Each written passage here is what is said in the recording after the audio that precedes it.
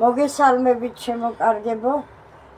დღეს მინდა წარმოგიდგინოთ საქონლის გულღვიძლის კერძი ბოსტნეულით. ზოგმა შეიძლება ყაურმაც დაუძახოს, მაგრამ მე ზუსტად ვიცი, რომ ნამდვილ ყაურმას არ უნდა ბოსტნეული და არც იმდენი რამ, რაც მე დავამატე. ამას ყველაფერს მოგიყვებით. ჩავთვალოთ, რომ ეს არის საქონლის გულღვიძლის უგემრიელესი კერძი ბოსტნეულთან ერთად. მას ასე დავიწყოთ.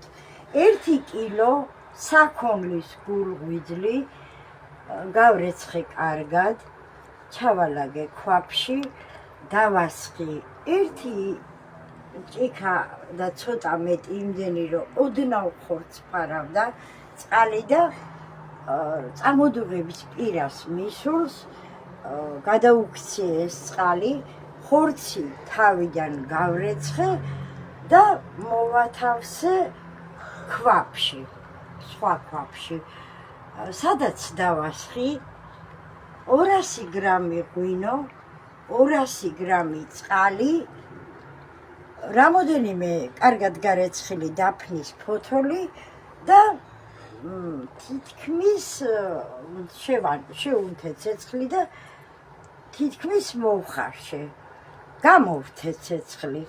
ეხლა გადავიდეთ შემდეგ ეტაპზე. სქელმძირიან ტაფაში, კარაქში, დაახლოებით 100 გრამ კარაქში, მოვშუშე 3 ცალი მოზრდილი ხახვი, წვრილად დაჭრილი, 1 ცალი მოზრდილი წითელი ბულგარული და 1 მწვანე, ასევე წვრილად დაჭრილი. ეს ყველაფერი რომ მოიშუშა, დავამატე 4 ცალი პამიდორი, წვრილად დაჭრილები, 1 სადილის კოვზი ტომატის პასტა, ცოტა ხმელი ქონდარი გემოვნებით, მარილი გემოვნებით, ნახევარი ჩაის კოვზი უცხო სუნელი, ნახევარი ჩაის კოვზი პაპრიკა და დავიწყე ამ ყველაფრის ერთად მოშუშვა.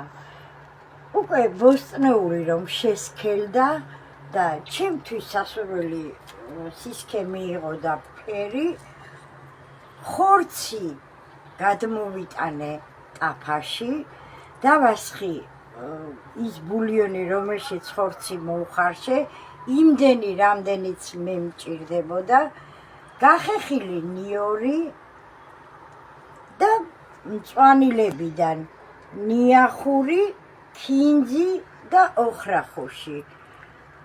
ტაფას დავაფარე თავსაფარი დაბალ ცეცხლზე. ეხლა თქვენ ხედავთ რა დონის სისქე აქვს და რანაირი ფერი აქვს.